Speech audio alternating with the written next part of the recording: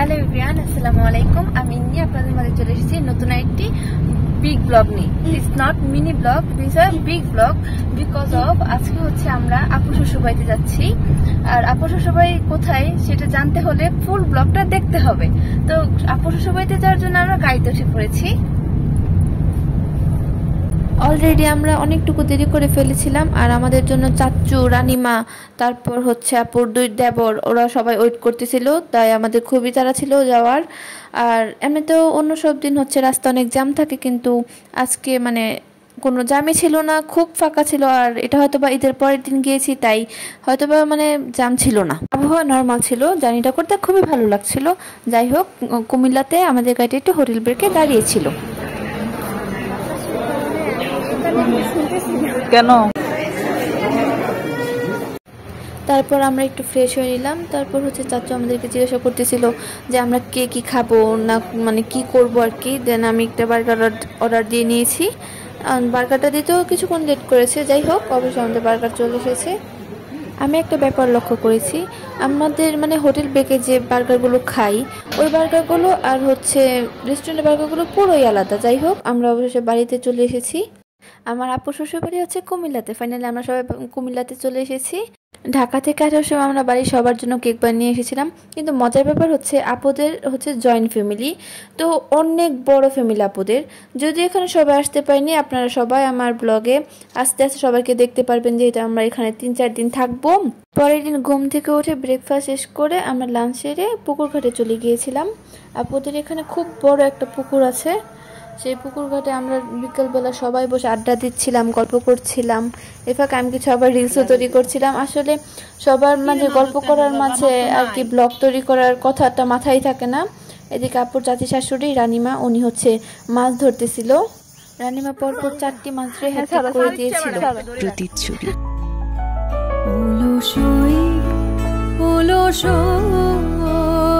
তোদের আছে মনের কথা, আমার আছে কই, তোদের আছে।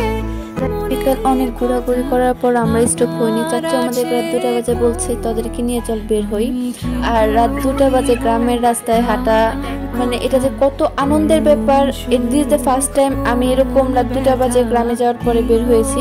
আগে কখনো বের হইনি, এই প্রথমবার আমি বের হয়েছি। খুবই মজা হয়েছে, আমরা সবাই অনেক মজা করেছি।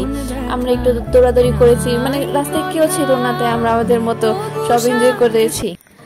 বাড়িতে আমার বয়স আরো 2জন ছিল। আপুর ফুফাতো ননদ ছিল, আর হচ্ছে আপুর আপন ননদ ছিল। মানে আমরা 3জন হচ্ছে সেম এজের। তো বুঝতেই তো পারছেন আমাদের আড্ডাটা আরো অনেক বেশি জমে গিয়েছে। আমরা এই রাতের বেলা হচ্ছে 3জন মনে সুখে গান গাচ্ছিলাম। শুধু আমরা 3জনই না, আমাদের সাথে আপু, রানীমা, চাচু সবাই জয়েন করেছে। যখনই আমরা গ্রামে যাই, চাচু আর রানীমা মানে সবসময় আমাদেরকে খুবই আনন্দ দেওয়ার ট্রাই করে, যাতে আমরা কখনো বোরিং ফিল না করি। এটা আমার কাছে মনে হয় আমাদের খুব ভালো একটি গুণ। পরদিন দুপুরে রানীমা আমাদেরকে নিয়ে আবার ঘুরতে বের হয়েছে। এই ঘুরতে বের হওয়া নিয়ে যা কাণ্ড হয়েছে, যাই হোক এটা হয়তো আমি আপনাদের সাথে পরে কোনো একটি ব্লগে শেয়ার করব। এটাই একটা আনন্দ ছিল। আমরা সবাই যতই ঘুরি না কেন, প্রাকৃতিক দৃশ্য দেখার মতো সৌন্দর্য অন্য কিছুতেই হয় না, এটা আমার কাছে মনে হয় আর কি। সন্ধ্যাবেলা আমরা সবাই এলন্টি বেলন্টি খেলছিলাম।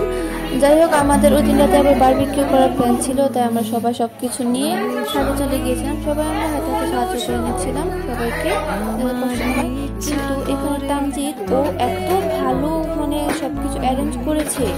ও হচ্ছে বারবিকিউর যে চুলাটা ছিল, ও হচ্ছে নিজের হাতে সব সেট করেছে। আমরা মার্কে কেউ সেট করতে পারছিলাম না, ও খুবই সুন্দর করে সেট করে দিয়েছিল।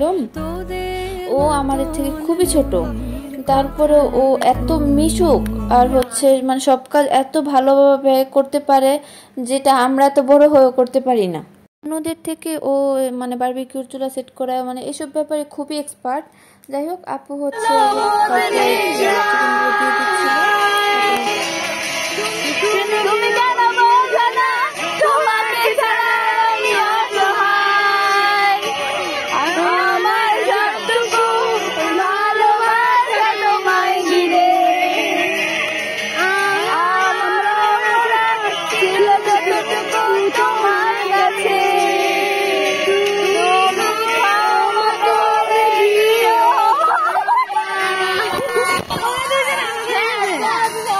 দেখো।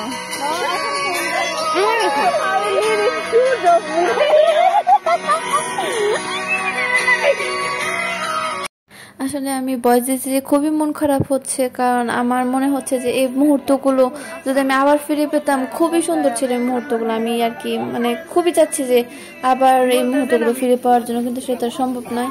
যাই হোক, আমরা সবাই অপেক্ষা করতে করতে একসময় টায়ার্ড হয়ে শুয়ে পড়েছি। এদিকে ফুপ্পিরা সবাই এ কাজ করেই যাচ্ছে, আমরা ফার্স্টে একটু কাজ করে টায়ার্ড হয়ে গিয়েছি।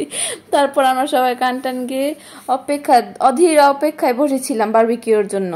কিন্তু তানজিদ ও হচ্ছে একদম প্রথম থেকে শেষ পর্যন্ত ফ্যান নিয়ে বসেছিল। देखो देखो है शाम बड़ी दीवानी, धीरे धीरे बन जाए ना कोई कहानी। देखो देखो है शाम बड़ी दीवानी, धीरे धीरे बन जाए ना कोई कहानी। दिल पर है दिलकश है दिलदार नजारे हैं, आज जमीन पर उतरे कितने सितारे हैं।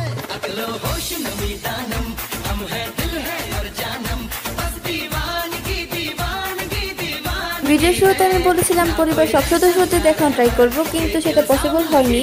যাদেরকে পসিবল হয়েছে তাদেরকে দেখিয়েছি, আর বাকি সদস্যদের দেখতে হলে আমার ইন্নি পেজটাকে সবসময় ফলো করতে হবে।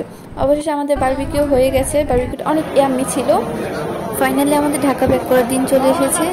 খুবই মন খারাপ লাগছিল সবাইকে রেখে আসতে। যাই হোক, অবশ্যই চলে এসেছি আমরা ঢাকা। তো আজকে ব্লগ এ পর্যন্তই, সবাই ভালো থাকবেন। আল্লাহ।